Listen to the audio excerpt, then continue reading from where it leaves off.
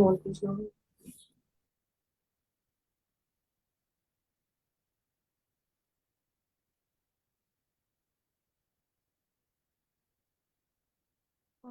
चलो स्टार्ट करते हैं फिर। कल हम लोगों ने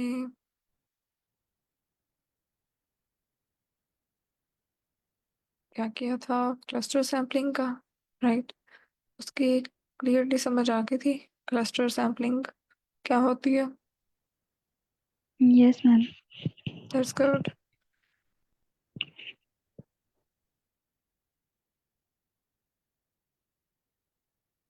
alright.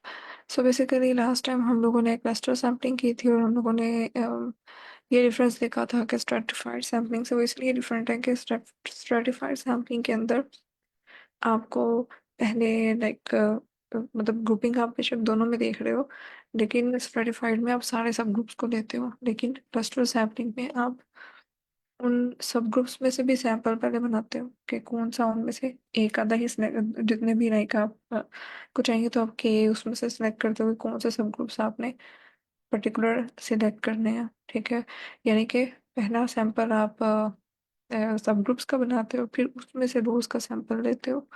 So things become a bit different from stratified sampling.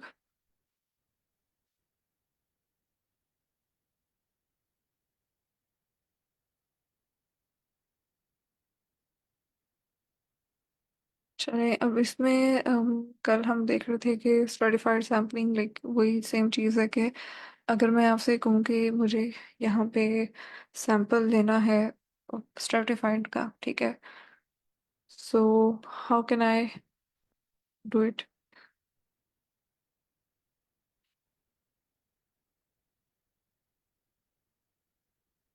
यानी कि अब यहाँ पे मुझे एक तो ये okay, so first of all है सिंपल रैंडम सैम्पलिंग। अब इसमें बेसिक हम लोग ने वो जैसे हम लोगों ने कल देखा था कि हम थ्री डिफरेंट सैम्पलिंग्स को आपस में कंपेयर कर रहे हैं, राइट, और उनके पॉइंट एस्टिमेट्स को।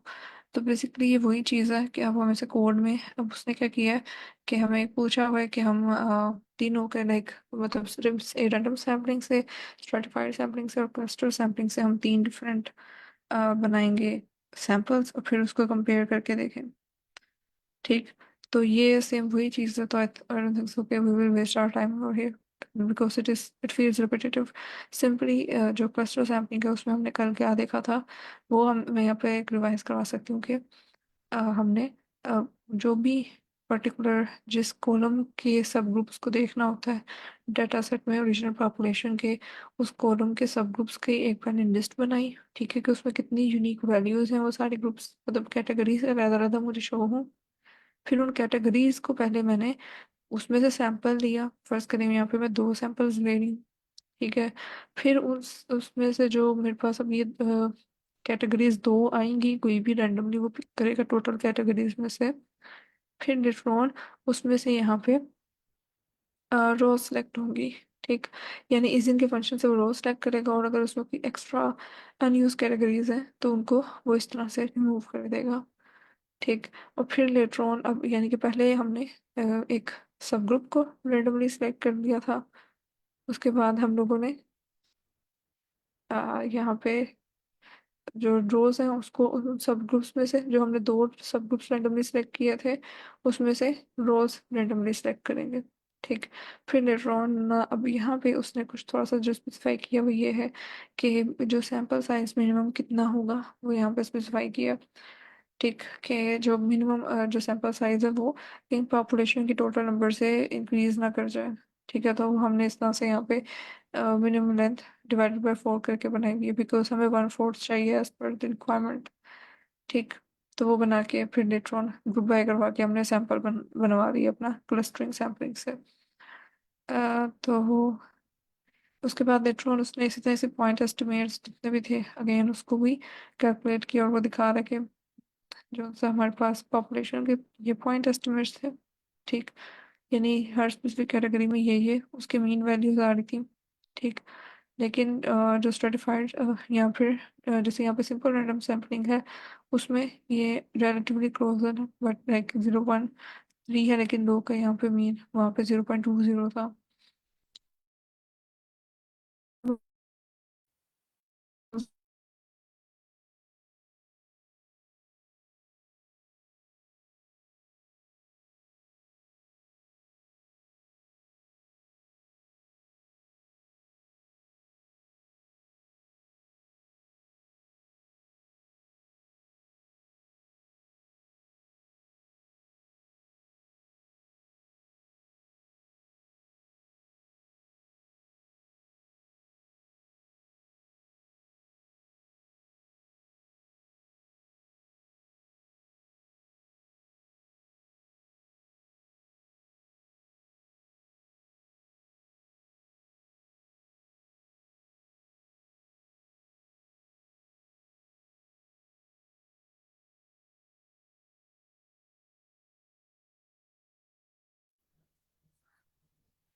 Excuse me ma'am.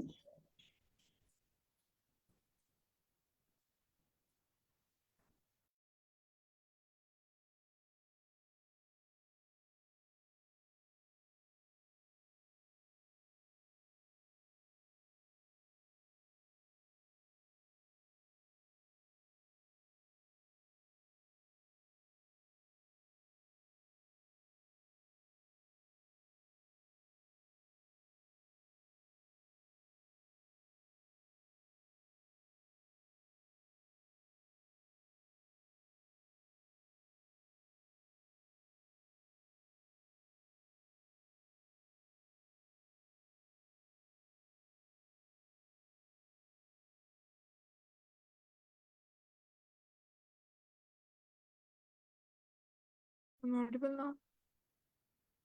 Yes. Hello? Okay, okay, I'm sorry for the inconvenience. Okay, so last time मैं क्या बता रही थी और कहाँ पे रुका है मुझे नहीं पता चला। तो मेरी जब जूम मीटिंग बंद हो गई एप्लीकेशन ही, और मैंने दोबारा से ज्वाइन किया, तो आई डोंट नो कि कहाँ पे वो स्टक हुआ। तो जब मैं यहाँ पे कहाँ पे, लाइक आप, मैं कहाँ पे थी जब लास्ट टाइम डिस्कनेक्ट हुआ मेरा? मेरा मैम ऊपर थी।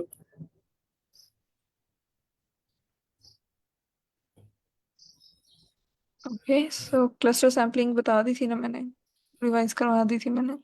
जी, यही करवा रही थी वैसे। हाँ जी, तो एक क्लस्टर सैम्पलिंग जस्ट वो करवा ली, थोड़ा सा मैंने अभी तो रिवीजन की थी। उसके बाद मैं बता रही थी कि उसने लाइक हमने कल देखा था कि कैसे हम सारे जो मीन्स से लाइक उसने कंपेयर किया था, यानी सेम अगर मैं फ्रैक्शन ले रही हूँ 0.25 का या 1/4 मैं ले रही हूँ, ठीक है, सैंपल पॉपुलेशन में से, तो उन सब का मीन उसने कंपेयर किया था और हमें पता चल रहा था कि जो बाकी सारी सैम्पलिंग के मेथड्स हैं वो फिर भी आपस में कंपेरेबल मीन की वैल्यूज दे रहे होते हैं, लेकिन जो क्लस्टर सैम्पलिंग है उसमें थोड़ा सा डिफरेंस आता है, क्योंकि हम लोग काफी कुछ बीच में सब ग्रुप्स, क्योंकि भी हम सैम्पलिंग करते हैं तो सारे सब ग्रुप्स नहीं आते हैं, ठीक है। तो लेकिन फिर भी क्योंकि फिर भी बहुत ज़्यादा चेंज नहीं होता ओरिजिनल पॉपुलेशन की वैल्यू से, तो हम इसको यूज़ कर सकते हैं। और ज़्यादातर ये उसी केस में हमने देखा था कि जब हमें बजट कम हो या फिर हर सब ग्रुप की, यानी कि फर्ज करेंगे ज़्यादा जियोलॉजी और जियोग्राफी में भी क्लस्टर सैम्पलिंग यूज़ होती है, कि जैसे रॉक्स के सैंपल हैं तो you have to travel lot, कि अब हम फर्ज करें मैं एक ही मतलब एक मेरा रिसर्च अगर ये ऐसी है कि रॉक्स के हर तरह के सैंपल्स कलेक्ट करने हैं, ठीक है, तो उसमें उस रीजन के भी मैं हर जगह से दूर लोकेशन से वो नहीं कलेक्ट कर सकती, तो फिर मैं उसमें टोटल पॉपुलेशन से कुछ क्लस्टर सैम्पलिंग में सब ग्रुप्स भी सैंपल कर लूंगी। फिर मेरे लिए आसानी भी हो जाएगी, कॉस्ट इफेक्टिव भी, और समहाउ पॉपुलेशन के करीब ही रिजल्ट देता है। So that's why it is applicable. Okay, so हमने फिर उसके बाद अब जो नेक्स्ट आगे टॉपिक है हमारा वो यही है, relative error of point estimates. अब इसकी क्यों ज़रूरत हमें पड़ी कि रिलेटिव एरर्स की? ठीक, हमें हमें जो सैंपल मीन है, ठीक, आ रहा है जो हमारा पॉपुलेशन से, हमें पता है कि ये डिफरेंट होगा। इस चीज़ का तो हमें आइडिया ना कि वो पॉपुलेशन की मीन से यानी ट्रू वैल्यू से थोड़ा बहुत डिफरेंस तो होगा ही, सही, लेकिन वो कितना डिफरेंस है उसका, ठीक, उस चीज़ को देखने के लिए हम जो है ना वो ये मेट्रिक यूज़ करते हैं रिलेटिव एरर का, कि कितना डिफरेंस हो सकता है, ठीक। तो आ, या क्या होता है ये हम आगे देखेंगे। फिलहाल के लिए जैसे उसने स्टार्ट लिया कि हमने टोटल नंबर ऑफ रोज अगर हम बताते हैं तो इसका मतलब ये कि वो सैंपल साइज ही होते हैं ना हमारा, राइट।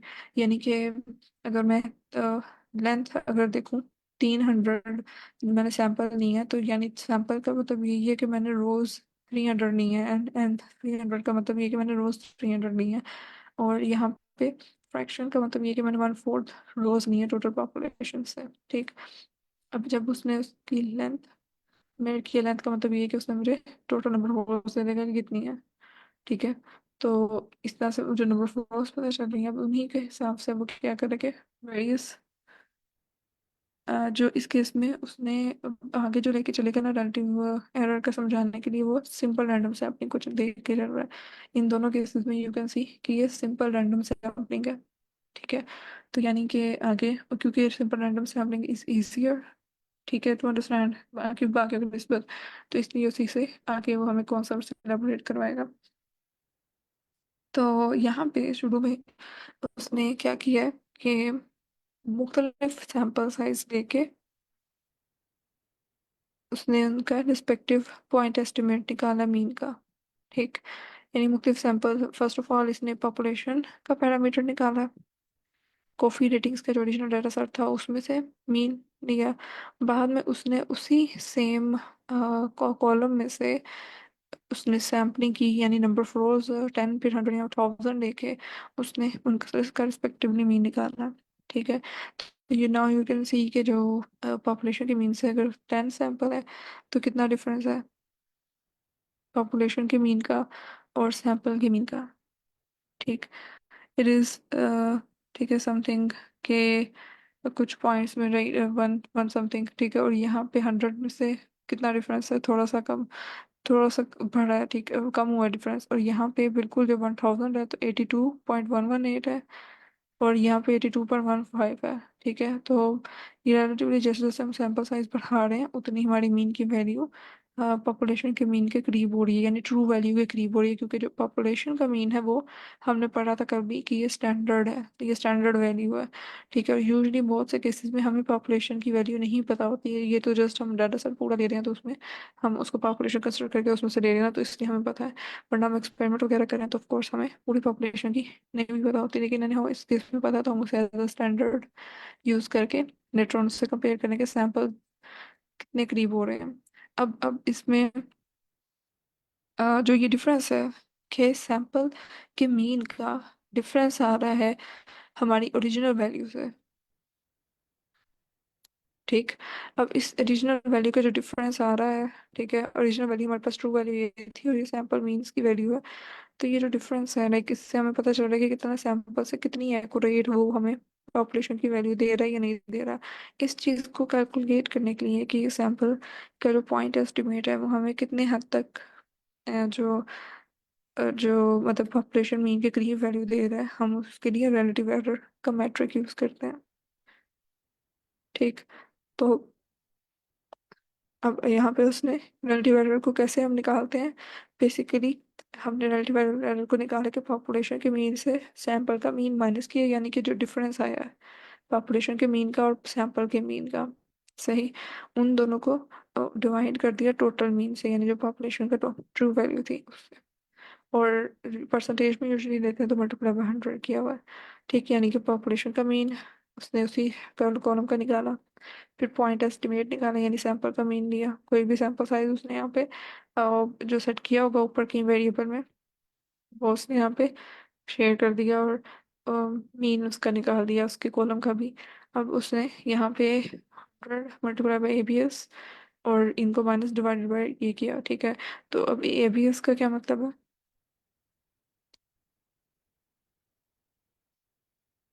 क्या नहीं बन रहा है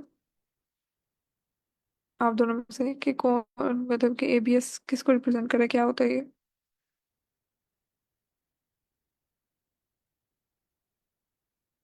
okay, so it is basically absolute difference. ठीक है, तो एब्सोल्यूट डिफरेंस क्या है, मतलब एक तो माइनस हम करते ही हैं ना, डिफरेंस लेते हैं, ठीक है, दो चीज़ों का, ये पॉपुलेशन वैसे सैंपल मीन माइनस किया हुआ है, तो ये सिंपल एक डिफरेंस था हमने जो लिया। लेकिन एब्सोल्यूट डिफरेंस क्या है, एबीएस जब मैंने इसको स्टार्टिंग पे लगा दिया तो इसका मतलब ये है कि अगर इन दोनों को माइनस करके फर्ज करें जवाब आया -100, तो अगर मैंने इसके बाहर एबीएस लगाया हुआ ना, तो जब इसको सॉल्व करेगा तो इसको 100 में कन्वर्ट कर देगा। ठीक है, यानी कि हम नेगेटिव के साइन को इग्नोर करें, अगर इन केस के हमें नेगेटिव का साइन आता है तो वो उसको एबीएस का जो फंक्शन है वो उसको, क्योंकि ये एब्सोल्यूट डिफरेंस है तो ये इसके माइनस के साइन को इग्नोर करके उसे पॉजिटिव में कन्वर्ट कर देगा। ठीक है, तो आंसर हमेशा जब भी हमने एबीएस लगाया होगा तो आंसर हमेशा पॉजिटिव आएगा हमें। ठीक, क्योंकि हमें सिर्फ डिफरेंस या गैप ही चाहिए, science are not relevant to us here. ठीक है, तो इस क्या किया, जस्ट एक पॉपुलेशन और सैंपल मीन का difference divided by total multiply by 100। सो इस तरह से उसे पता चला है कि ये किस चीज़ का फॉर्मूला है, ये हमारे पास रिलेटिव एरर का फॉर्मूला है, उसकी परसेंटेज का। ठीक, अब रिलेटिव एरर और सैंपल साइज का क्या रिलेशन है, वो इसने यहाँ पे प्लॉट करके दिखाया हुआ है। ठीक है, तो एड्रेस डॉट प्लॉट से उसने सैंपल साइज एक्सेसिस पे, और यानी जैसे जैसे सैंपल साइज बढ़ रहा है तो हम ये देख रहे हैं कि जो रिलेटिव एरर है, ठीक है, पहले ज़्यादा वैल्यू थी क्योंकि वाई एक्सिस पे रिलेटिव एरर है, ठीक है। तो जैसे जैसे सैंपल साइज कम हो रहा है, सॉरी ज़्यादा हो रहा है लेफ्ट टू राइट, यानी यहाँ पे 1000 1200 1400 के करीब करीब आ गया, तो हम देख रहे हैं कि उसकी हाइट यानी कम होती जा रही है, यानी कि अब ये रिलेटिव एरर अगर मैं यहाँ पे देखूँ तो ये तकरीबन जीरो के करीब आ रहा है, ठीक है। तो ऑलमोस्ट ये जीरो हो जाएगा जब बिल्कुल पॉपुलेशन ही टोटल हम ले लेंगे 1400 की, तो बिल्कुल जीरो रिलेटिव एरर हो जाएगा। तो जैसे सैंपल साइज इंक्रीज हो रहा है वैसे वैसे रिलेटिव एरर बहुत ज़्यादा अपनी डिक्रीज हो रहा है, ठीक। एक तो चीज़ हमें यहाँ से ये पता चली, सही। दूसरा ये है कि अगर स्मॉल सैंपल साइज हम जैसे 0 से 200 के दरमियान वाले हैं तो इनमें नॉइस बहुत ज़्यादा है, ठीक। और इनका एम्पलीट्यूड इनिशियली स्टीप है, फिर उसके बाद यानी इसमें थोड़ा सा ज़्यादा वो अच्छा एंगल आ रहा है और बाद में वो फ्लैट हो रहा है जैसे जैसे सैंपल साइज बढ़ रहा है। और इसके अलावा एक ये चीज़ इम्पोर्टेंट है यहाँ पे कि अगर मेरे पास सैंपल शुरू में कम है, यानी 0 से 200 वाले जो हैं, ये 400 तक वाले, तो इनमें सैंपल साइज अगर जितना कम होगा ना उसमें फ़र्ज करें मैं थोड़ा सा भी बढ़ाऊंगी ना तो वो ज़्यादा इन्फ्लुएंस आएगा उस पर, और उसकी वैल्यू उतनी ज़्यादा ज़्यादा मार्जिन से पॉपुलेशन की वैल्यू के करीब जाएगी, ठीक है। लेकिन अगर मेरे पास ऑलरेडी वैल्यू ज़्यादा और इसमें भी मैं दो चार उतने ही जितने मैंने इधर ऐड किया ना, अगर उसमें ज़्यादा सैंपल साइज बढ़ाऊँ, नंबर ऑफ रोज ऐड करूँ मज़ीद, तो इसमें इतना ज़्यादा वास्ट डिफरेंस नहीं आएगा, ठीक है, कि वो ज़्यादा मार्जिन से पॉपुलेशन के यानी ट्रू वैल्यू के करीब नहीं होगी, सही। और हमने जैसे डिस्कस किया कि पॉपुलेशन के करीब बिल्कुल ही रिलेटिव एरर की वैल्यू जीरो हो जाएगी, बिकॉज रिलेटिव एरर है क्या, ये हमें एब्सोल्यूट डिफरेंस ही बता रहा है ना, मीन और ट्रू वैल्यू के दरमियान, जो सैंपल मीन है और ट्रू वैल्यू के दरमियान। या फिर हम इसे एक्सपेरिमेंटल डाटा अगर ले रहे हो कोई और, तो हम इसे ऑब्जर्व्ड वैल्यू और ट्रू वैल्यू का डिफरेंस भी कह सकते हैं, कि हम इसमें ऑब्जर्व वैल्यू ट्रू वैल्यू का एब्सोल्यूट डिफरेंस लेके डिवाइडेड बाय ट्रू वैल्यू और मल्टीप्लाई बाय 100। तो समटाइम्स न्यूटेशन डिफरेंट भी लिखी होती है, लेकिन हम यहाँ पे सैंपल और पॉपुलेशन की टर्म्स लेके चल रहे हैं, तो ऑब्जर्व वाली जो है वो हमारा सैंपल है और ट्रू वैल्यू जो है हमारी वो पॉपुलेशन है, यानी सो नोटेशन थोड़ी सी मतलब इन वैल्यूज में इंटरचेंजेबल हो सकती है, but the concept is same. वैसे ओके, सो मैं यहाँ तक तो इजी था। यस। मैम इधर इस जगह पर आपने क्या बताया है रोज का? तो ये सिंपल ये चीज़ है कि देखिए ना, सैंपल साइज इंक्रीज हो रहा है ना लेफ्ट टू राइट, तो हाइट इसकी अब कम हो रही है, राइट, यानी कि रिलेटिव एरर कम हो रहा है अब इसका। और मैंने ये बताया था कि अगर हम इसमें सैंपल अब जब जब सैंपल का साइज ऑलरेडी ज्यादा है ना, तो इसमें अगर मैं फर्ज करें कि कोई 4 5 रोज बढ़ा दूं, यानी सैंपल साइज बढ़ाने की कोशिश करूं 4 5 रोज से, तो इस पे इतना फर्क नहीं पड़ेगा, यानी कि ये बहुत ज्यादा मार्जिन से पॉपुलेशन ट्रू वैल्यू के करीब नहीं जाएगा। लेकिन अगर शुरू में क्योंकि different population size sample size कम है, तो इसमें अगर वही सेम 4 से 5 रोज में बढ़ाऊंगी ना, तो इसमें ज़्यादा मार्जिन से हमें वो डिफरेंस नजर आएगा कि इन्फ्लुएंस ज़्यादा हुआ है, पॉपुलेशन वैल्यू के करीब थोड़ी सी ज़्यादा हुई है वैल्यूज, ये मैं बता रही हूँ। जी ठीक। वो जो मैम 4 5 रोज बढ़ाएंगे हम, वो तो वही होंगी ना जो डाटा के अंदर होंगी। सैंपल, हाँ जी, yes sample yes definitely sample वही, हाँ जी। यानी अपने से नहीं कर रहे हैं बस, सारे तो मैंने कहना चाहिए। यानी हाँ जी वही, यानी कि मैं एन एन जो आर्गुमेंट देती हूँ सैंपल बनाते हुए तो मैं उसे बढ़ा दूँ, जी ठीक, तो वही जी। वही सिंपल बात है। ओके, अब इसमें जो मैंने अब यहाँ तक तो सिंपल रिलेटिव एरर का कॉन्सेप्ट था विच इज़ वेरी इंपॉर्टेंट, ठीक है। जी इसको मैम। हम ग्राफ्स वगैरह में भी लाइक शो करवा रहे होते हैं, so it is very important कि आपको इसका कॉन्सेप्ट क्लियर हो। अक्सर आपको इन टर्म्स का आइडिया होगा, इनफैक्ट आगे कॉन्फिडेंस इंटरवल की भी एक टर्म इंपॉर्टेंट है, तो उसके लिए बूटस्ट्रैपिंग का कॉन्सेप्ट इन्होंने दिया हुआ है, any how.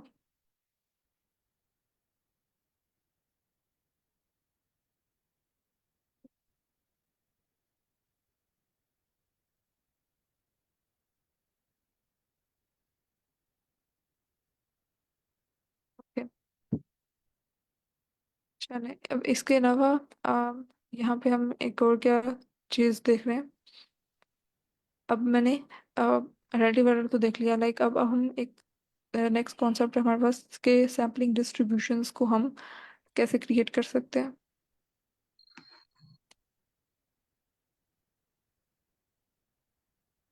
Okay, so sampling distributions मतलब क्या है, ठीक है कि हमने सिंपल जो हमारे पास सैंपल की स्टैटिस्टिक्स आएंगी, ठीक है, यानी उसका जो मीन है ये पॉइंट एस्टिमेट आया हुआ है, ठीक है, हम उसको ड्रॉ करेंगे।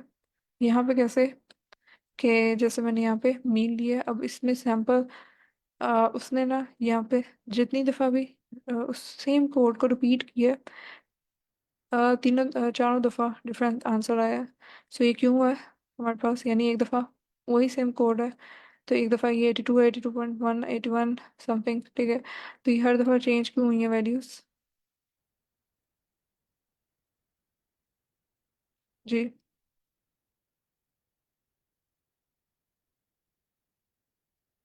मैम क्योंकि कौन वो, बताएगा। जी मैम, मैम क्योंकि वो रैंडमली ले रहा है मीन, तो जब वैल्यूज़ लेता है तो माइट भी वो वैल्यूज़ रैंडमली ले रहा है, तो उसके डिफरेंस की वजह से, वैल्यूज़ के डिफरेंस की वजह से ये जो है ना, हमारा जो मीन आ रहा है वो डिफरेंट आ रहा है। तो ये अगर क्या किया होता, अगर मैंने इसे कैसे चेंज किया होता कि ये सेम आता हर दफ़ा। वो सीड लगाएंगे ma'am. Yes that's good, yes, हम random state is equal to कोई भी एक पर्टिकुलर वैल्यू, और वही हर दफ़ा जब इसमें जितनी दफ़ा भी कोड लिखा है उतनी दफ़ा वो रैंडम स्टेट की सेम वैल्यू डालते, तो हमें सेम आंसर मिला था। लेकिन इसमें वो सेम कोड से उसी सेम का कॉलम उसी सेम डाटा सेट के जब वो दे रहा है 30 30, तो हर दफ़ा क्योंकि नंबर ऑफ रोज चेंज आ रही हैं, तो इसका मतलब ये है कि जो रोज वो सिलेक्ट कर रहा है इस पर बड़ा डिपेंड कर रहा है डाटा, कि कौन सी रोज सिलेक्ट हुई है हर दफ़ा, ठीक है। तो उस पर भी पॉइंट एस्टिमेट थोड़ा सा, कि हमें फिर किस तरह से किस हिसाब का पॉइंट एस्टिमेट मिलेगा उस पर ये डिपेंडेंट है। सही। तो यानी अब हमें अगर ये विजुलाइज करवाना हो कि कितनी को वेरिएशन आ रही है, ठीक है, कि हमें हर दफ़ा सेम उसी कोड का एक रेप्लिकेट लिया है, फिर दोबारा रेप्लिकेट, फिर दोबारा, तो हर दफ़ा चेंज वैल्यू आई है। तो अब वो सैम्पलिंग डिस्ट्रीब्यूशंस क्या है, बेसिकली इट्स सिंपल, कि हम उसे जो मीन है ना उसी को विजुलाइज करवा के देखेंगे इन सारों को बार बार रिपीट करके कैसे। अब फॉर एग्जांपल अभी तो मैंने सिर्फ एक या चार दफ़ा लिखा है ना, लेकिन मैं अगर लूप लगाऊँ इसे 1000 दफ़ा चलाऊँ, ठीक, यानी मैंने यहाँ पे सिंपल एक शुरू में उसने एक मीन की, यानी कि सेम उसी सैंपल साइज के जो मीन था जिसको मैं चार दफ़ा लिख रही थी, तो बजाय इसके कि मैं 1000 दफ़ा इसी कोड को लिखूं, तो डेफिनेटली इट इज़ ईजियर कि मैं लूप लगा लूँ।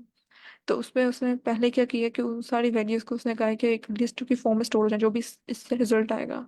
तो उसने पहले एक एम्प्टी लिस्ट बना ली, फिर उसने रेंज लगाई लूप से, फोर लूप लगा के कि 1000 तक चले, और उसमें उसने अब यहाँ पे ये कहा है कि चलेगा जैसे ही, तो ये जो वैल्यू आएगी ना, यानी उसमें ये अपेंड करवाना है जो भी इस कॉलम के अंदर ब्रैकेट के अंदर जो 100 की वैल्यू आएगी उसे मीन का पॉइंट्स के अंदर, यानी ये जो ऊपर लिस्ट है उसमें ये जो वैल्यू आएगी उसे अपेंड करवाते जाना है, ठीक है। ओके, सो जब लूप चलेगा, सो व्हाट विल हैपन, कि हमें मतलब कि रैंडमली 30 रोज को सिलेक्ट करके सैंपल बनाएगा, और उस सैंपल का टोटल कप पॉइंट्स का मीन ले लेगा, और ये काम वो 1000 दफ़ा करेगा। और 1000 जो मीन्स की वैल्यू आई है ना हर दफ़ा, डिफरेंट डिफरेंट रोज के कम्बिनेशन लेके वो इसने 1000 मीन्स की वैल्यूज मुझे दे दी, यानी एक ही सैंपल जो मैंने 30 रोज का सैंपल दिया था उसकी मल्टीपल वेरिएशंस की मुझे डिफरेंट पॉइंट एस्टिमेट्स मिले हैं 1000, ठीक।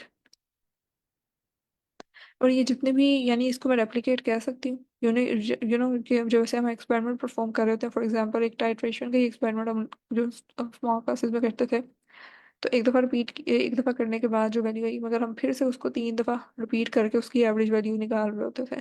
तो हम इस तरह से रेप्लिकेट करते थे, ताकि हर दफ़ा करने से जो एवरेज लाइक थोड़ा बहुत ऊपर नीचे अगर कोई एरर आता है तो कंपनसेट होकर हमें एक एवरेज जो वैल्यू मिलेगी उसकी एक्यूरेसी ज़्यादा होगी, राइट, हम उससे रेप्लिकेशन कर रहे थे। तो इसी तरह से यहाँ पे भी हम जो सेम सैंपल था 30 वाला, ठीक है, उसकी मतलब जब मैंने 1000 दफ़ा ये उसके रेप्लिकेट्स बना लिए हैं, सही। तो अब इन रेप्लिकेट्स को मैं विजुलाइज करवा सकती हूँ। तो सबसे ज़्यादा जो बेस्ट डिस्ट्रीब्यूशन के लिए प्लॉट है, वी नो कि हमने डिस्ट्रीब्यूशन देखनी हो, बेस्ट प्लॉट कौन सा है? हिस्टोग्राम। ठीक है, तो इस केस में कॉन्टिन्यूस डाटा है तो histogram is the best for them. तो यहाँ पे डिस्ट्रीब्यूशन उसने जो सैंपल साइज 30 था जब, ठीक है, कि 30 सैंपल साइज की जो 1000 उसने रेप्लिकेट्स लिए हैं, उन 1000 मीन पॉइंट्स को, जो कि सैंपल साइज 30 वाले के हैं, ठीक है, जो सैंपल था वो उसका एन 30 था, उस 30 सैंपल साइज की 1000 मीन वैल्यूज को उसने यहाँ पे हिस्टोग्राम बना के दिखाया। तो क्या हुआ? सो बेसिकली डेफिनेशन क्या हुई फिर सैम्पलिंग डिस्ट्रीब्यूशन की, कि वो डिस्ट्रीब्यूशन है जो कि किसको प्लॉट कर रही है? पॉइंट एस्टिमेट्स के रेप्लिकेट्स। ठीक। Ma'am n is equal to yes. 30, n is equal to 30, ये जो दे रहे हैं ये सैंपल का नाम है, या फिर 30 जो है वो वैल्यूज चूज करके जो है वो रैंडमली चूज करके उसकी मीन ले रहा है? जैसे हम सैम्पलिंग करते नहीं थे, यानी ऊपर वाला ही जो कोड है, सैम्पलिंग करते हैं कैसे करते हैं? डॉट सैंपल डाटा सेट का डॉट सैंपल लगा के, जी। ये एन। जैसे डाटा सेट डॉट सैंपल फिर n इज इक्वल टू 30, ये जो n इज इक्वल टू 30 यानी कि ये रोज, नंबर ऑफ रोज या नंबर ऑफ सैंपल्स, ठीक है, ये नंबर ऑफ सैंपल्स को स्पेसिफाई कर रहे हैं ना, जो हमारे डाटा सेट में सैंपल्स क्या होंगे, रोज होंगी। तो ये कितने हैं उसने उसमें से, यानी जो 1300 से ऊपर इसकी डाटा सेट के अंदर रोज हैं, उनमें से कोई सी 30 रोज इसने लेनी है जो कि हमारा सैंपल होगा। जी मैम। मैम थी अगर 30 सैंपल लेगा तो उसकी 1000 टाइम जो है डिफरेंट वैल्यू आ सकती है। ये डेफिनेटली वही तो हुआ है यहाँ पे, कि उसने 30 रोज ली, लेकिन हर दफा वो 30 रोज डिफरेंट ली, ठीक है, क्योंकि हमने रैंडम सेट्स कोई सेट नहीं की हुई। तो हर दफा 30 रोज डिफरेंट आके उन 1000 दफा जब ये लूप चला तो 1000 दफा हमें प्रोबेबिलिटी है कि वो डिफरेंट ही वैल्यू आएगी, क्योंकि कॉम्बिनेशन उसने कभी कोई 30 उठाई होंगी, कभी कोई 30 उठाई होंगी। ठीक है, तो इसलिए हमें जी 1000 की ये लिस्ट एक मिली है पॉइंट एस्टिमेट्स की। जी मैम। ठीक, और ये काइंड ऑफ लाइक के उसी डाटा सेट के उसी कॉलम के सैंपल की जो, यानी जो सैंपल साइज भी सेम था 30, उसकी ये डिफरेंट पॉइंट एस्टिमेट्स आए हैं। तो बेसिकली सैम्पलिंग डिस्ट्रीब्यूशन क्या है कि उसने, और जो रेप्लिकेट्स है, क्योंकि ये सारे रेप्लिकेट ही हुए ना, 1000 दफा जितने भी आएंगे 1000 रेप्लिकेट्स हैं, उसी सेम चीज को रिपीट किया गया है, ठीक है। और इस तरह के केस में कि जब उसे रिपीट किया जाए, और हर दफ़ा डिफरेंट वैल्यू है, तो हम उसे कहते हैं ना कि यानी इसका रेप्लिकेट अगर रिपीट कर करके सेम डिफरेंट वैल्यू आई है, तो उसको हमने, यानी रेप्लिकेट्स के जो पॉइंट एस्टिमेट के रेप्लिकेट्स आए हैं उसकी डिस्ट्रीब्यूशन को, यानी उसको प्लॉट करके देखा, तो उसे हम सैम्पलिंग डिस्ट्रीब्यूशन कहते हैं। मैम रेप्लिकेट्स जो आ रहे हैं आपने जो कहा कि बार बार रिपीट करके एक ही वैल्यू आ रही है, लेकिन डिफरेंस तो आ रहा है जो आपने ऊपर दिखाया है नहीं नहीं, उसमें वैल्यू सेम नहीं आ रही है, लाइक वो, हाँ जी, मतलब कि वैल्यू डिफरेंट आ रही है, वेरी वेरी कर रही है वैल्यू हर दफ़ा। तो वो उसके रेप्लिकेट्स हो गए ना, फॉर मतलब एग्जांपल रेप्लिकेट सेम। ये ये ये पॉइंट के बाद जो है ना वो वैसे वेरी कर रही है, अगर मिसाल 82 है ना, 82 में पॉइंट के बाद वेरी कर रही है। यस, वो थोड़ी बहुत वेरी करेगी। हो सकता है सेम भी आ जाए, मगर ये कि हमने ये उसी सेम चीज को रिपीट किया है, तो उसकी जो वैल्यू आई है वो रेप्लिकेट है।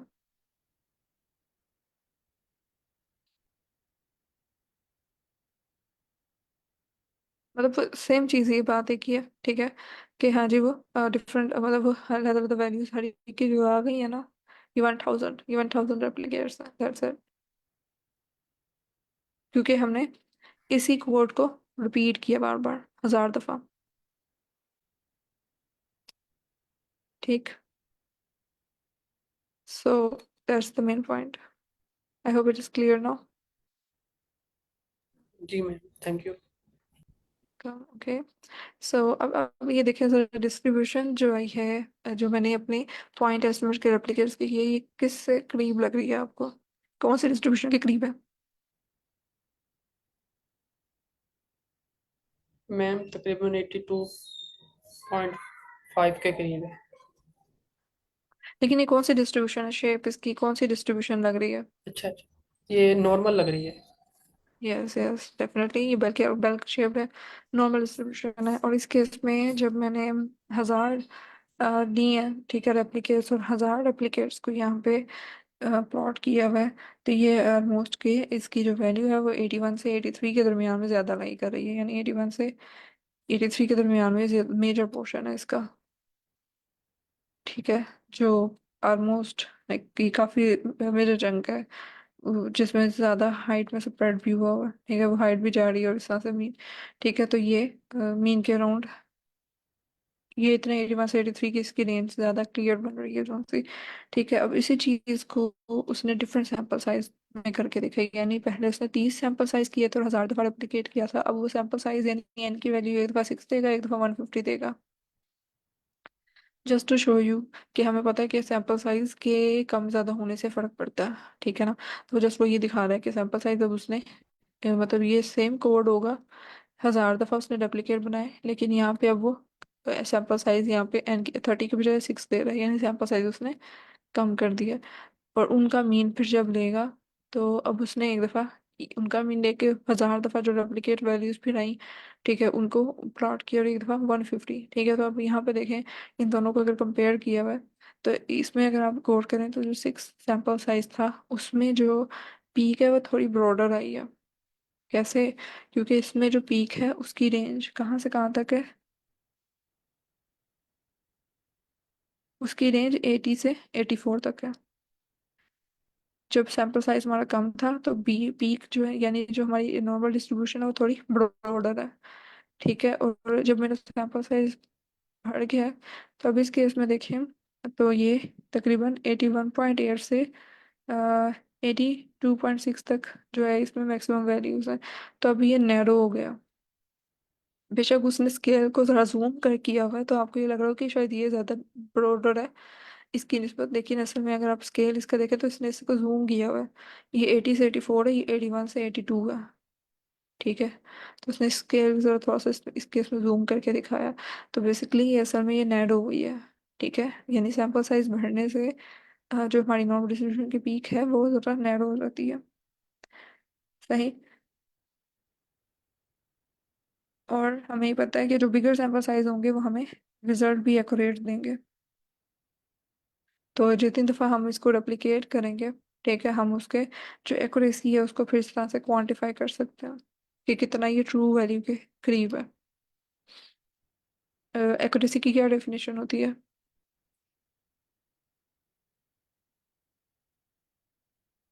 जी, एक्यूरेसी क्या होती है?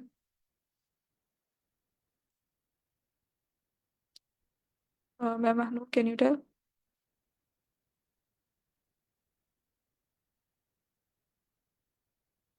जी। अ,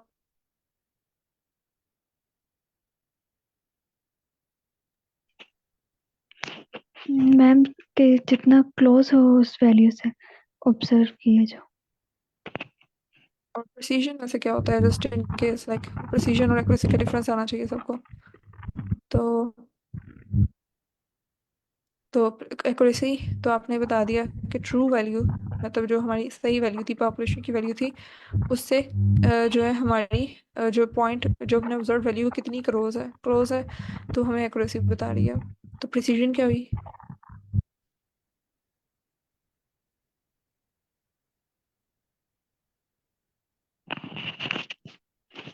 हाँ, ठीक है। प्रिसीजन और एक्यूरेसी डिफरेंट है या सेम ही चीज़ें हैं?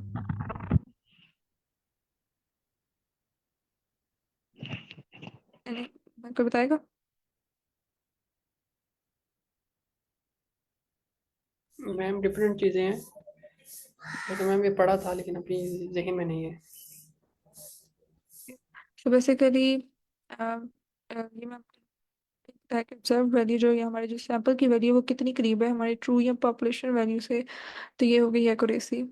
तो अगर हम प्रिसीजन की बात करें तो प्रिसीजन ये है कि जैसे मैंने एक से ज़्यादा दफ़ा रिपीट किया वैल्यूज़, तो वो जो सारी वैल्यूज़ हैं ट्रू वैल्यू के तो करीब है या नहीं है, लेकिन वो वैल्यूज जो मैंने फर्ज करी ज्यादा सारी नहीं है, ये आपस में करीब कितनी है, ठीक है, वो मुझे प्रिसीजन से पता चलेगा कि वो रेप्लिकेट्स आपस में कितने करीब मतलब हैं, ठीक है, उनकी वैल्यू आपस में कितनी करीब है, ठीक है।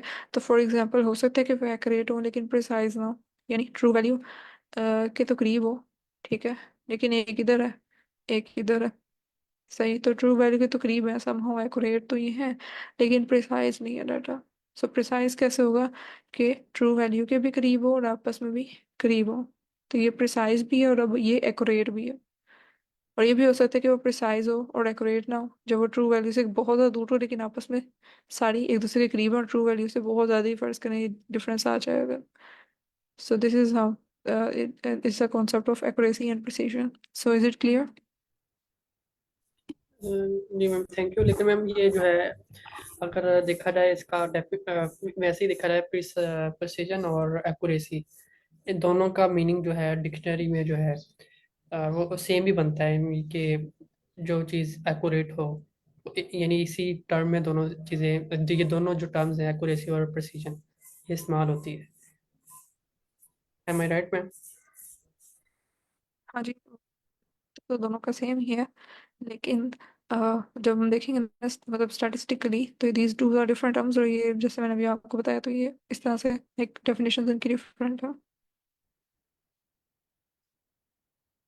सो ओके, सो जस्ट ये बाय चांस ही लाइक क्योंकि एक्यूरेसी की बात हुई थी, सो आई जस्ट थॉट कि ये कॉन्सेप्ट अगर नहीं है तो ज़रा क्लैरिफाई हो जाए। सो ओके, सो यहाँ तक हमने देख लिया कि डिफरेंट सैम्पल साइज से उसको वाकई नॉर्मल डिस्ट्रीब्यूशन की शेप पे फर्क आ रहा है, कि जो सैम्पलिंग डिस्ट्रीब्यूशन है, नॉर्मल डिस्ट्रीब्यूशन नहीं, हमें से मैं कहूँगी ये सैम्पलिंग डिस्ट्रीब्यूशन है, कि मैंने इसमें रेप्लिकेट्स जो थे पॉइंट एस्टिमेट्स के उनको प्लॉट किया। तो अब ये जो सैम्पलिंग डिस्ट्रीब्यूशन है उसकी शेप, जो शेप है उस पे भी वाकई बहुत फर्क पड़ रहा है सैम्पलिंग साइज से, कि वो ब्रॉडर या नैरो हो रही है। ठीक है, और इस चाहिए तो था कि मैंने अब हजार हजार के जो रेप्लिकेट्स दिए हुए हैं उसकी बात है। अब अगर फर्ज करें कि मैं हजार रेप्लिकेट्स ना लूं, ठीक है, यानी कि मेरा डाटा सेट जो है वो अब इतना ज़्यादा, हजार बाज़ ऐसी कंडीशन होती है कि वो 1000 ये बहुत ज़्यादा रेप्लिकेट्स में नहीं ले सकती, ठीक है, लैक ऑफ रिसोर्सेज की वजह से, या उसमें डाटा को हैंडल करना मुश्किल हो सकता है। तो उस केस में अगर मुझे सैम्पलिंग डिस्ट्रीब्यूशन बनानी हो तो मेरे लिए मुश्किल हो जाएगा। For example in this case, फर्ज करिए लूडो का जो दाना डाइस होता है हमारे पास वो लिया उसने। अब हमें पता है कि इसमें कितनी वैल्यूज होती हैं, 1 से 6। ठीक, अब फर्ज करें उसने 4 लूडो के दाने ले लिए हैं, ठीक है, और उन सब में 1 से 6 तक की वैल्यूज हैं, जो उसने यहाँ पे डिक्शनरी में बना के उनकी सबसे जो रिस्पेक्टिव वैल्यूज हैं की वैल्यू पेयर्स बना के यहाँ पे शो किए हैं। ओके, सो फॉर एक तो इसने ये लाइक एक लिस्ट बनाई दी है, ये एग्जांपल दिए कि 4 dices with each having 1 to 6 values. अब उसमें यहाँ पे उसने एक्सपैंड ग्रिड जो यूज़ किया ना, बेसिकली ये पांडास की ही एक जो उसकी डॉक्यूमेंटेशन में ही एक फंक्शन है जो कि इसने यहाँ पे यूज़ किया। ठीक है, सो बेसिकली असल में ये इंटर टूल्स पैकेज होता है, ठीक है, पांडास का ऑफिशियल, ठीक है, उसी के अंदर से ये डायरेक्टली उसने एक्सपैंड ग्रिड का एक यूज़ किया फंक्शन। सो बेसिकली होगा क्या कि वो इसने यहाँ पे अब विजुलाइज करवा दिया, ठीक है, देखिए कि कितनी इसके अंदर जो है ना कॉम्बिनेशंस पॉसिबल बन सकते हैं, कि चारों को जब मैं इकट्ठे रोल करूं और जबकि चारों के 1 से 6 तक वैल्यूज हैं, तो फिर कितनी पॉसिबल कॉम्बिनेशंस बन सकते हैं। तो इस आउटपुट को देख के हमें क्या पता चल रहा है कि कितने कॉम्बिनेशंस बनेंगे अगर मैं 4 डाइसिस को रोल करवाती हूँ और हर एक में 1 से 6 तक वैल्यूज हैं।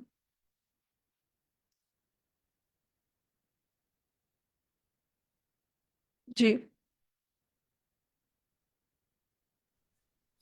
सो बेसिकली ये कॉम्बिनेशंस कितने होंगे, 6 वैल्यूज हैं तो 6 रेज टू पावर 4 कॉम्बिनेशन हो जाएंगे हमारे पास। 6 और एक्सपोनेंट 4 होगा उसका, ठीक है, तो इतने कॉम्बिनेशंस बनेंगे 6 रेज टू पावर 4। और जो 6 रेज टू पावर 4 को अगर मैं देखूं तो ये तकरीबन 1296 ही बनता है, जो कि इसने मुझे 1296 रोज दे दी हैं, यानी कि इसने जो 6 वैल्यूज हैं इसकी हर डाइस की, तो चारों डाइस को जब रोल किया है तो कितने पॉसिबल यूनिक कॉम्बिनेशन मेरे पास आ सकते हैं, वो 1200 से 1296 रोज, यानी 1296 कॉम्बिनेशन है, जो कि किस हिसाब से आए हैं कि 6 वैल्यूज थी टोटल और उनके 4 डाइसेस थे, ठीक है, 4 डाइसेस की 6 वैल्यूज थी, तो 6 रेज टू पावर 4 के हिसाब से ये मुझे डिफरेंट यूनिक कॉम्बिनेशंस मिले हैं। ठीक, अब इसको अगर अब नेक्स्ट उसने क्या किया कि इसका मीन निकाला, ठीक, क्योंकि हम पॉइंट एस्टिमेट्स को ही सैम्पलिंग डिस्ट्रीब्यूशन लेते हैं, राइट।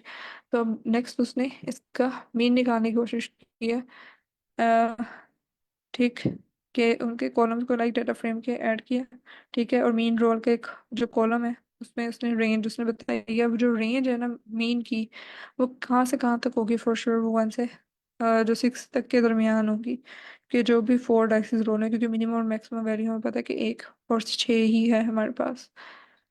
ठीक। अब जैसे ही उसने ये सैम्पलिंग डिस्ट्रीब्यूशन बनाई है, सही, यानी कि ये कितनी यूनिक हमारे पास जो कॉम्बिनेशंस थे, 1296 जो यूनिक कॉम्बिनेशंस हमारे पास आए हैं, उनकी उसने पॉइंट एस्टिमेट्स निकाल के हमें ये मीन वैल्यू उसकी पता चली है। लेकिन उसके लिए भी उसने फर्स्ट ऑफ ऑल क्या किया है, यहाँ पे उसने पहले एक तो उसने, क्योंकि हमारे पास जो यहाँ पे 1 से 6 तक की रेंज में हमें पता है वैल्यूज हैं, तो हम इसमें बार प्लॉट भी यूज कर सकते हैं डिस्ट्रीब्यूशन शो कराने के लिए। लेकिन उस बार प्लॉट को ड्रॉ करने से भी पहले ये जरूरी है कि वो 1 से 6 की जो वैल्यूज हैं उनको वो समझे कि ये कैटेगरीज हैं अलग अलग, उनको ये नंबर ना समझ ले। ठीक है, न्यूमेरिकल डाटा नहीं, ये कैटेगोरिकल डाटा है, हमें पता है। ठीक है, हर वैल्यू एक अलग से कैटेगरी है। तो इसमें जो है पहले उसकी टाइप को चेंज किया, कैटेगोरिकल बनाया। फिर उसके बाद उसने उसके जो वैल्यू काउंट्स और सॉर्टिंग को फॉल्स किया। अदरवाइज वो बाय डिफॉल्ट सॉर्ट हो जाएंगी वैल्यूज, तो ये बार्स जो है ना असेंडिंग और डिसेंडिंग ऑर्डर में रेंज कर देगा। ठीक है, बाय डिफॉल्ट जो भी इसकी ascending, I think ascending order में वो बाय डिफॉल्ट कर देता है। तो ये इस तरह से फिर वो शेप नहीं बनेगी डिस्ट्रीब्यूशन की ना। तो उसके उसको सॉर्टिंग को फास्ट करके हमने बार प्लॉट ड्रा करवाया। तो ये हमारे पास एक डिस्ट्रीब्यूशन आ गई जो कि डिफरेंट यूनिक जो हमारे पास वेरिएशंस थी उसकी है। ठीक है, पॉइंट एक्सक्यूज एस्टिमेट्स की। यस। एक्सक्यूज मी मैम, आपने कहा कि इसको जो है ना कैटेगरी कैटेगरी को चेंज इसको चेंज किया है न्यूमेरिकल डाटा डाटा टाइप को, किसको कैटेगोरिकल डाटा टाइप में चेंज किया है। लेकिन यस। ये तो ये तो है नहीं है कैटेगोरिकल, ये तो न्यूमेरिकल नहीं आएगा जब इसका जब इसका निकलेगा मीन वगैरह निकलेगा, वो तो न्यूमेरिकल आएगा। तो इसको फिर क्यों हम कर रहे हैं इसमें चेंज कैटेगोरिकल में। काइंडली ये समझने लगी, ये समझा दी। ओके ओके, सो इसमें बेसिकली ये मीन रोल का जो कॉन्सेप्ट है ना, वो ज़्यादा इम्पोर्टेंट है कि इसने ये कैसे निकाला है। ठीक है, सो उसने क्या किया है कि जो मीन है 4 रोल्स का। ठीक है, फिलहाल वो 4 रोल्स का मीन्स यहाँ पे दे रहा है। ठीक है, बाइडिंग जो अ, ठीक है, मीन रोल का उसने एक अलग से कॉलम यहाँ पे बना लिया बेसिकली। ठीक। तो मीन रोल का इसने अलग से यहाँ पे एक कॉलम बनाया है। और उसमें ये वो क्या बेसिकली कर रहा है, वो इन सब के जो डिफरेंट हमारे पास हर मतलब कॉम्बिनेशन आया ना। ठीक है, मतलब कि 4 डाइसेस रोल किए तो उनका ये मीन आ गया 1। फिर 4 डाइसेस रोल किए, फिर क्योंकि डिफरेंट कॉम्बिनेशन थे, टोटल 1296 डिफरेंट कॉम्बिनेशन हैं, तो उनके उसने रिस्पेक्टिवली इनकी मीन यहाँ पे 1.25 आ गया। इसी तरह से इनके मीन निकाला तो ये 1.550 आ गया।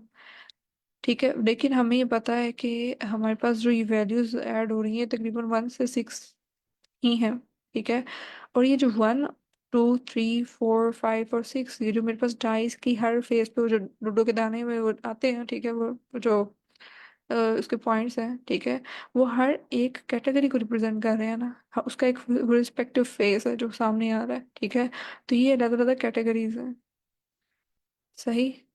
तो अगर मैं वो इसको कैटेगरी में कन्वर्ट नहीं ना करूंगी, तो इसको समझेगा कि ये इंटीजर वैल्यूज हैं। जैसे फॉर एग्जांपल एज की है दूसरे कॉलम में कोई गिवन है। ठीक है, तो इनको एज अ न्यूमेरिकल वैल्यू, जबकि कैटेगरिकल वैल्यूज है।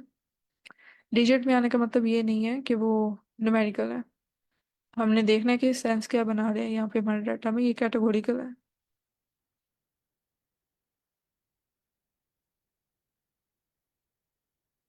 So got it.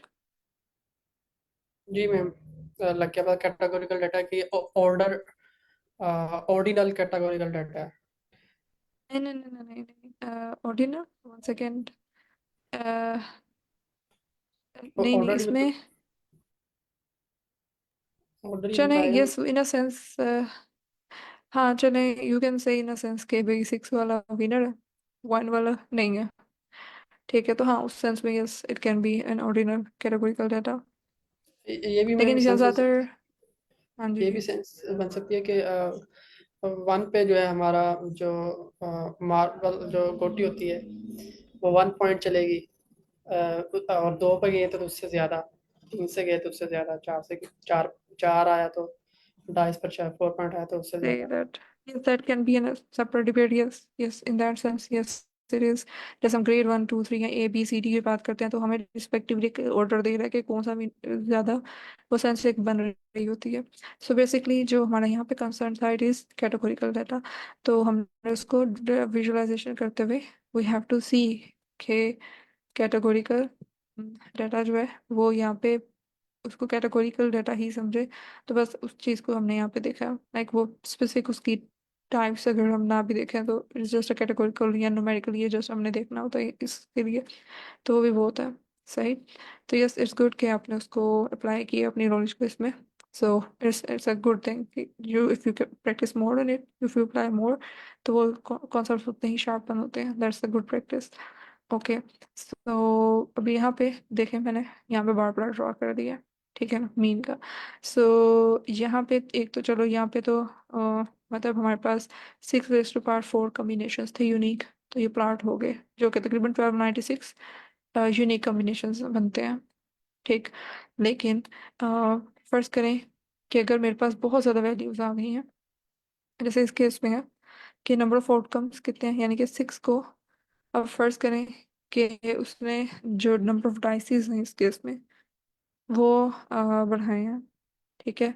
यानी कि अब हमने इसमें क्योंकि जितनी भी पॉसिबिलिटी है कि हमने अगर 4 डाइसिस दिए हैं तो हमने 6 जो उसके मतलब 4 डाइसिस थे, तो 6 जो है वो तो नीचे बेस वैल्यू वो तो उतनी रहेगी क्योंकि 6 पॉसिबल आउटकम्स हैं। वो हर एक डाइस भी लूंगी तो 6 पॉसिबल आउटकम्स हैं, 10 डाइस लूंगी फिर भी 6 पॉसिबल आउटकम्स हैं।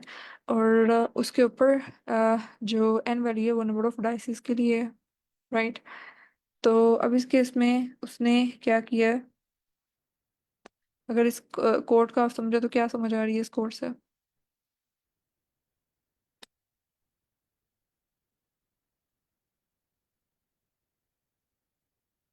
जी, कौन बताएगा?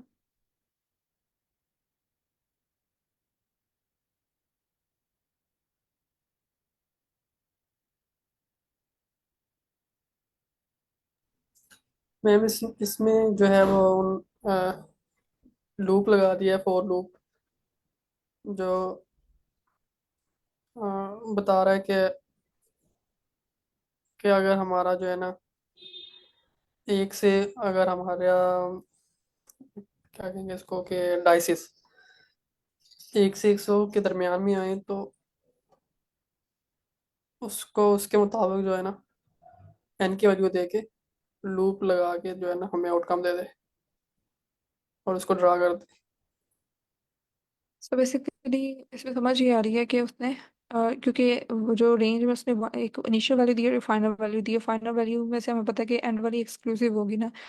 पाइथन में रेंज अगर हम पूरी देते हैं तो एक्सक्लूसिव है, यानी ये 100 लग जाएगा। सो बेसिकली हमने ये नंबर ऑफ डाइसिस को स्पेसिफाई किया, ठीक है। यानी कि हम 100 डाइसिस ले रहे हैं, ठीक। और उन 100 डाइसिस में हम उसके 6 जो वैल्यूज है ना उसके हिसाब से उसके आउटकम्स जो आएंगे उनको डाटा फ्रेम बना के अपेंड करते जा रहे हैं कि कितने नंबर ऑफ डाइसेस हैं और उसके नंबर ऑफ आउटकम्स, ठीक है। तो यानी कि कितनी वैल्यू आई है रोल करने पे। सो बेसिकली इसने इस केस में 100 डाइसेस ली हैं। तो 100 डाइसेस को जब हम रोल करेंगे, तो पहले जब मैं 4 रोल कर रही थी तो 6⁴ था। अब 100 डाइसेस रोल करूंगी तो it become 6 raised to power 100। Yes, ठीक है। तो इसकी क्या वैल्यू बनेगी?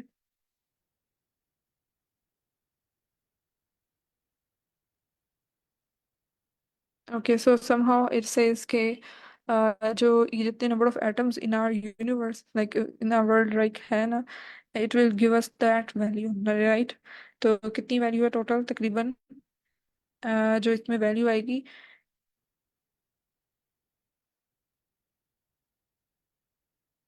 6.5 टाइम्स 10⁻⁷ लाइक इस तरह से कुछ उसने वैल्यूज हमें बताई हैं। ये इसने यहाँ पे 77 पावर की जो 10 यानी 77 लिखा है, ठीक है। तो हमारे पास कुछ इस तरह से ये वैल्यूज यानी बहुत ज़्यादा वैल्यूज बन गई हैं, ठीक है। और उसको फिर हैंडल करना will be a difficult task, right.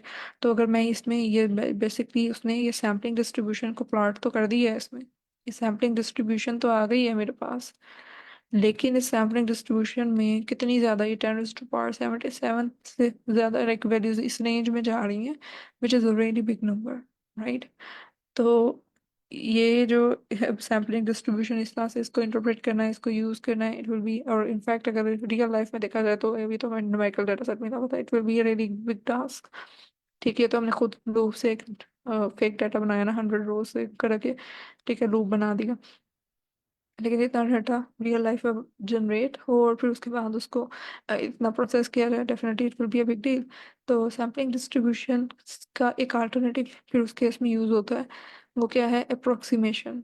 ठीक है, तो उसमें अब मैंने क्या किया है कि मुझे पता था कि जो मेरे पास मीन है, लाइक मैं उसको इसको सिमुलेट कर दूं, यानी कि पहले मैं मतलब कैसे अब सिमुलेट करूंगी इसमें, सिमुलेशन क्या है कि मतलब उसके पैरेलल में एक अपना थोड़ा सा डाटा सेट यानी साइड पे बनवाऊं बेस्ड ऑन दैट, जो मेरा ओरिजिनल डाटा सेट है। यहाँ पे मैंने साइज 4 कह दिया, यानी कि वैसे मुझे पता है कि डाइस की 1 से 6 वैल्यूज हैं, लेकिन अब मैं 1 से 6 नहीं ले रही, मैं कोई सी 4 वैल्यूज इसमें से लूँ। ठीक है, मतलब कि 6 लेने के बजाय 4 लूंगी, तब 4 रेज टू पावर जितने भी नंबर ऑफ डाइसेस हैं वो आएगा, तो वैल्यू थोड़ी कम हो जाएगी मेरे पास। ठीक है, तो अब बेशक ये ओरिजिनल पॉपुलेशन का तो नहीं होगा डाटा, यानी सैम्पलिंग डिस्ट्रीब्यूशन तो नहीं देगा, लेकिन मुझे अप्रोक्सीमेशन देगा ना, तो अप्रोक्सीमेट सैम्पलिंग डिस्ट्रीब्यूशन हो जाएगी। तो वो कैसे है कि M P dot random dot choice के फंक्शन से उसने एक लिस्ट पास करवाई है रेंज की, ठीक है, कि 1 से 7। ठीक है, अब ये जो रेंज है ये क्या बता रही है, ठीक है, यानी कि मुझे पता है कि 1 से 6 तक वैल्यूज है ना डाइस की, तो वो बेसिकली उसने यहाँ पे बताई कि रेंज 1 से 6 है, हमें पता 7 एक्सक्लूसिव है, तो ये 6 कंसिडर करेगा कि यानी टोटल 6 वैल्यूज हैं, तो लेकिन उसमें से उसने साइज कितना लिया, 4, यानी कि वो 4 को कंसिडर करेगा, रैंडमली पिक करेगा। ठीक है, replace is equal to true का क्या मतलब है, मैं महानूर कैन यू टेल, ये replace is equal to true भी लगाया है हमने साथ।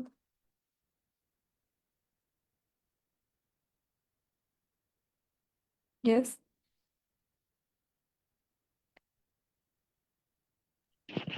मैम सेम एलिमेंट जो है मल्टीपल टाइम सेलेक्ट हो सकते हैं।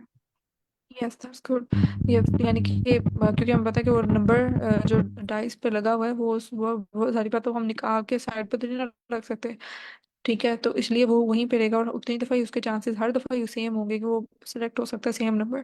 फर्स्ट करें एक दफ़ा 2 सिलेक्ट हो गया, डाइस में रोल किया, डाइस 2 आया था एक दफ़ा, तो हो सकता है अगली दफ़ा भी डाइस को रोल करें तो अगली दफ़ा भी 2 ही आए, तो रिप्लेसमेंट हमें फिर ट्रू ही करनी पड़ेगी इस केस में।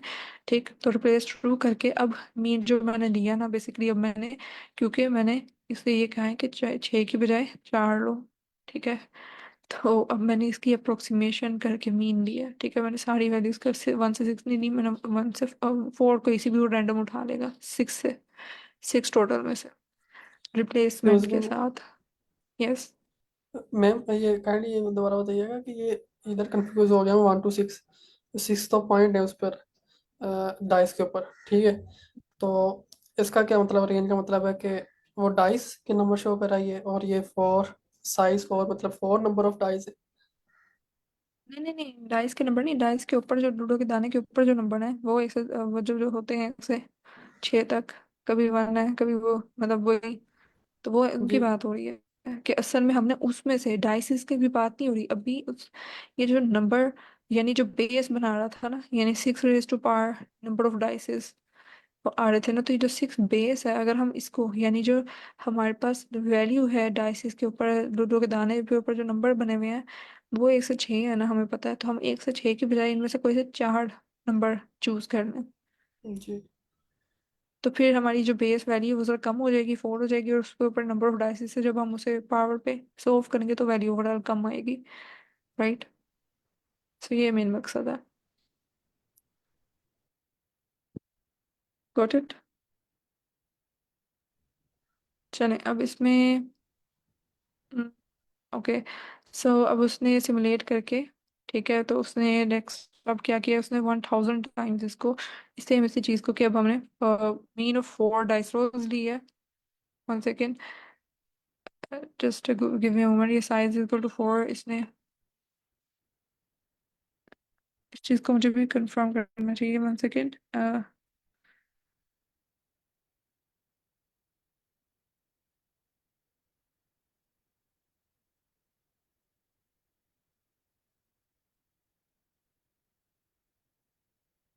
लेकिन हम अगर हमने 4 ही डाइसेस लिए हैं तो हमने अप्रोक्सीमेशन कहाँ पे की है फिर? लाइक अगर मैं सारे ही दे रही हूँ तो चलें, इसको फिर हम कल डिस्कस करते हैं यहीं से आगे। फिर मैं इसका बताती हूँ कि कैसे है। ठीक है, इसमें इसमें अप्रोक्सीमेशन कहाँ से, because we are out of time now as well. तो यस, क्लस्टरिंग बेसिकली, लेकिन अब थोड़ा सा वो उसका क्लस्टरिंग को देख लेते हैं जो मैंने कल रिवाइज लाइक करवाना था। क्लस्टरिंग में बेसिकली क्या है कि हम सर कैन यू टेल कि स्ट्रेटिफाइड सैम्पलिंग क्या थी?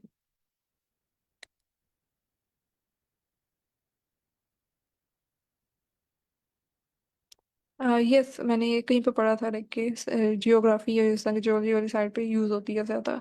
सो maybe it will be useful, but अच्छा स्ट्रेटिफाइड सैम्पलिंग क्या थी ये बताएंगे पहले आप मुझे, ताकि मैं उससे आगे आपको कॉन्सेप्ट दूँ।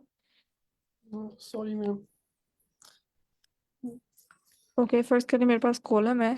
ठीक है, कोई भी कोई क्लास का, ये ग्रेड का ही कॉलम है। ठीक है, तो ग्रेड में A B C D लिखा हुआ है। ठीक, और मैं अब क्या करूँ कि उसकी जितनी भी रोज है मेरे पास, मतलब फर्स्ट करें 2000 रोज हैं, और 2000 रोज में ये ग्रेड्स की वैल्यूज आ रही हैं, मतलब रैंडमली राइट आ रही हैं। ठीक है, इस कॉलम के अंदर उस डाटा सेट के। तो स्ट्रेटिफाइड सैम्पलिंग में क्या होता था कि मैं इन सब ग्रुप्स के अंदर रहते हुए, लाइक मैं क्या कहती थी कि इस पर्टिकुलर कॉलम की जो कैटेगरीज हैं, ठीक है, हर कैटेगरी की रैंडम रोज उठानी थी। ठीक है, तो उसमें क्या होता था कि जो फ्रीक्वेंसी है, राइट, क्योंकि रैंडम सैम्पलिंग करते हुए अगर मैं मेरे पास ABCD है और मैं ओवरऑल रैंडम सैम्पलिंग अप्लाई करती हूँ, N = 100 या 200 जो भी देती हूँ, ठीक है, या मतलब ये इसमें इस केस में फॉर एग्जांपल 2000 टोटल रोज हैं, तो मैं 1000 दे देती हूँ रैंडम सैम्पलिंग करके। तो रैंडम सैम्पलिंग के केस में तो उसने जैसे मर्जी उठा लिया। फर्स्ट करें कि यहाँ पे हर हर जो मेरे पास यहाँ पे वैल्यू है सब में 500 रोज होती है, या फर्स्ट करें इसमें कुछ ज़्यादा है, इसमें थोड़ी कम है। तो इस तरह से कुछ डाटा डिस्ट्रीब्यूशन हुई हुई है। लेकिन जब वो 1000 उठाए तो फर्स्ट करने के शायद वो इस तरह से उठा ले कि मतलब इसकी को 3000 उठानी, इसकी 2000 उठानी, इसकी 2000 लेनी, और इसकी 3000 लेनी, कुछ इस तरह से रेंडमली लाइक वो। ठीक है, उसने 1000 बनाई। सही। तो अब क्या होगा, ये मैंने क्या किया है, सॉरी, हाँ, इसमें जीरो ज़्यादा डाल दिए। ठीक है, तो सॉरी फॉर दैट। ठीक, तो ये टोटल 1000 रोज इस तरह से उसने सैंपल बनाया। ठीक है, अब इस केस में रैंडम सैम्पलिंग में क्या हुआ, सैंपल तो उसने बना दिए लेकिन उसकी कैटेगरीज अफेक्ट हो गई, क्योंकि उसने कैटेगरीज को देखा नहीं था रैंडमली। अब ये जो है ओवरऑल फ्रीक्वेंसी में हमने देखा था कि ओवरऑल अगर डिस्ट्रीब्यूशन देखेंगे इन हर ग्रुप की फ्रीक्वेंसी की, तो वो चेंज हो गई है। वहाँ पे डाटा सेट में, पॉपुलेशन के डाटा सेट में ए जो है वो 500 था, बी सबसे डोमिनेंट था, ठीक है, और सी की सबसे कम थी वैल्यू, लेकिन और ए और डी की इक्वल रिप्रेजेंटेशन थी। लेकिन जब मैंने रेंडमली सिलेक्ट की तो सारा कुछ ऊपर नीचे हो गया, राइट। और अब इस केस में फॉर एग्जांपल मुझे ये देखना हो कि मुझे इन ग्रेड्स की कैटेगरीज के हिसाब से कोई चीज़ देखनी हो, तो ये बिल्कुल ही मिस रिप्रेजेंटेशन है कि इसमें उसने उस फ्रिक्वेंसी जो थी ओरिजिनल डाटा सेट की उसका ध्यान नहीं रखा हुआ था। तो उस केस में हमने कहा था कि हमने स्ट्रेटिफाइड सैम्पलिंग यूज़ करनी थी, कि हम स्ट्रेटिफाइड सैम्पलिंग में स्पेसिफाई कर देते थे कि भाई ग्रुप बाय करो पहले, राइट, यानी ये जो हर ग्रुप है ABCD, इसमें से जो रोज उठानी है, अगर 20% उठानी है तो इसके टोटल नंबर के हिसाब से उठानी है। ठीक है, यानी अगर फर्स्ट का 20% रोज लेनी है तो ये देखना है कि इसका 20% निकलेगा 500 के हिसाब से, और बी का 20% निकलेगा 600 के हिसाब से, जो जो टोटल असल में उसके पास वैल्यूज पॉपुलेशन में है उस हिसाब से इसका जो सैंपल बनेगा। ठीक है, तो उसमें भी फिर ओवरऑल रेशियो मतलब इस तरह से रखेगा कि बी की ज्यादा ही हो। ठीक है, तो एक्सक्यूज स्ट्रेटिफाइड में हम, यस, एक्सक्यूज मी, काइंडली ये बता देंगे कि ये जो 500 या 600 आ रहा है ये नंबर ऑफ रोज है? फॉर एग्जांपल, आप एग्जांपल ही दे रही हैं तो ये 600 नंबर ऑफ यस रोज हैं, sorry number yes of yes columns हैं। नंबर ऑफ नंबर ऑफ, रोज जो मतलब हाँ जी, मतलब उसमें एक कॉलम है ग्रेड का, डाटा सेट के अंदर एक ग्रेड का कॉलम है फर्ज करें, और उसमें नंबर ऑफ रोज हैं इतनी इतनी कि उसमें और इतनी कैटेगरीज हैं, ठीक है, और इन कैटेगरीज की रिस्पेक्टिव इतनी इतनी रोज है, ये मैं बता रही हूँ। जी ठीक है, तो अब इसमें फर्ज करें स्ट्रेटिफाइड में तो मैंने सारे ग्रुप्स लिए और उनमें से रैंडम रो सेलेक्ट की उन सब की। ठीक है, ग्रुप्स को मैंने बस इस चीज़ का ध्यान रखा कि उतनी रेशो में है, इंटरवल्स इसमें मैं नहीं वो सिस्टमेटिक में थे इंटरवल्स, लेकिन चले इसमें स्ट्रेटिफाइड में मैंने ग्रुप वाइज हर एक की फ्रीक्वेंसी को मैच करने के लिए कि डाटा सेट जैसे ही रेशो खराब ना हो, ठीक है, तो मैंने स्ट्रेटिफाइड में ग्रुप को कंसिडर किया कि ग्रुप्स जो है ना वो उसकी रेशो सेम रहे। क्लस्टरिंग में क्या होता है, क्लस्टरिंग में भी हम सब ग्रुप्स ले रहे हैं जैसे हम स्ट्रेटिफाइड में ले रहे थे, इसमें भी हम सब ग्रुप्स ले रहे हैं, ठीक है, लेकिन क्लस्टरिंग के केस में इन सारे सब ग्रुप्स को नहीं लूंगी, यानी ABCD ये जो मेरे सब ग्रुप्स हैं ना, तो मैं सारे नहीं लूंगी, पहले इनकी सैम्पलिंग करूंगी, पहले इन सब ग्रुप्स की सैम्पलिंग करूंगी और इनमें से कोई दो से रैंडम उठा लूंगी, और के का एक आर्गुमेंट होता है उसमें फर्ज करें मैं दो रैंडम उसे कहती हूँ कि उठा लो, तो पहले ये रैंडम सैम्पलिंग करेगा और कोई से दो उठा लेगा, ठीक है, रैंडम सैम्पलिंग से उसने कोई से दो, फॉर एग्जांपल ABCD में से वो B और D या B और A उठा लेता, ठीक है, रैंडमली उसने उठाया, सही। अब इन जो ग्रुप्स हैं इसमें से फिर मैं रैंडमली रोज सेलेक्ट करूंगी, यानी फिर सैम्पलिंग दोबारा से एक होगी रोज के लिए, क्योंकि हमने तो रोज ही सैम्पलिंग करनी थी ना, जिसमें मैं n स्पेसिफाई कर दूं फॉर एग्जांपल कि 100 रोज ले, तो अब हमारे पास जो डाटा सेट आएगा ना लाइक वो क्या होगा कि इसमें सैंपल के केस में कि उसमें सिर्फ B और A जो सब ग्रुप्स उसने रैंडमली लिए थे उन्हीं की रोज होंगी 100 टोटल रोज, यानी 50 इसकी हो जाएंगी और 50 इसकी हो जाएंगी, जिस हिसाब से भी वो लेगा, ये रैंडम हो सकती है, लाइक इसमें भी अगर हम स्पेसिफाई करेंगे तो तभी वो स्पेसिफाई होंगी इसमें, लेकिन मतलब कि उसने टोटल A और B की 100 रोज लेनी है रैंडम, ये है फिलहाल के लिए क्लस्टर सैम्पलिंग में। सो बेसिकली क्लस्टर सैम्पलिंग में मल्टीपल मल्टी स्टेजेस नहीं, ये मल्टी स्टेज सैम्पलिंग भी कहलाती है, बिकॉज इसमें आपने पहले ग्रुप्स को सैंपल किया फिर उन ग्रुप्स में से रोज को सैंपल किया। जी मैम। स्ट्रेटिफाइड में क्या था, हम ग्रुप्स में से रोज को सैंपल कर रहे थे जस्ट, इसमें क्या है पहले ग्रुप्स को भी सैंपल कर लिया, क्योंकि हो सकता है कि अब जो सारे ग्रुप्स का डाटा है उसमें से हो सकता है मुझे C या D का, फॉर एग्जांपल ये किसी रो की टाइप है, फर्ज करें ये सारी रॉक की टाइप सारी हैं, तो मुझे C और D फर्ज करें ये मिल ही नहीं रही मुझे ज़्यादा, ठीक है तो मैं इनमें से या इनमें से कुछ ऐसे हैं सारों की ये डाटा मुझे बड़ी मुश्किलों से मिल रहा है, तो मैं इनमें से सिर्फ दो लेके उसको ज़रा कंसंट्रेट कर लूँगी और बाकियों को like I will leave them, ठीक है, तो इससे कुछ इसके ड्रॉबैक्स भी हैं जो हमने कल देखे थे, लेकिन इसका एडवांटेज भी है कि इसकी जो पॉइंट एस्टिमेट इस सैम्पलिंग के थ्रू भी आता है तो ऑलमोस्ट रिलेटिवली पॉपुलेशन के करीब होता है, so it can be used in this situations के जो सारे सब ग्रुप्स का मुझे इतना नहीं भी चाहिए, मुझे पॉपुलेशन में जो पैरामीटर उसके करीब मेरा पॉइंट एस्टिमेट आ जाएगा, although it's not very much efficient as compared to other sampling methods, तो हमने सारे कल कंपेयर करके देखे थे कि इसकी पॉइंट एस्टिमेट की वैल्यू थोड़ी दूर ही आ रही थी, दूसरे सैम्पल एस्टिमेट्स फिर भी जो सैम्पल जो पॉइंट एस्टिमेट्स थे वो फिर भी करीब थे पॉपुलेशन पैरामीटर के, बट स्टिल जो है ना कंपेरेबल हाँ ये भी पॉपुलेशन पैरामीटर से, so that's why we can use cluster. तो ये यूज केस पर डिपेंड करता है कि जब मुझे बजट फ्रेंडली है, मुझे सारे सब ग्रुप्स का डाटा मिलना मुश्किल है, तो फिर मैं इसको यूज करूँ।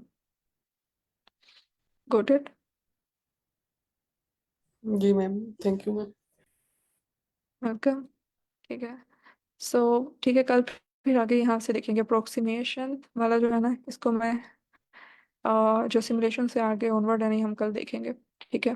सो I will also tell you कि ये साइज जो है ना इसमें मैं थोड़ी सी खुद भी कंफ्यूज हूँ कि वेदर इट्स अ डाइस और वेदर इट्स लाइक कि उसने क्या किया। So for my concept like I thought कि अप्रोक्सीमेशन जो है वो उसने नंबर ऑफ वैल्यूज पे लगाई, but we can see it कि वो क्या है, ठीक है, तो यहाँ से आगे कल कंटिन्यू करते हैं सिमुलेशन से, ठीक। जी मैम। और ओके, ऑलराइट, अल्लाह हाफिज़ देन। अल्लाह हाफिज़ मैम।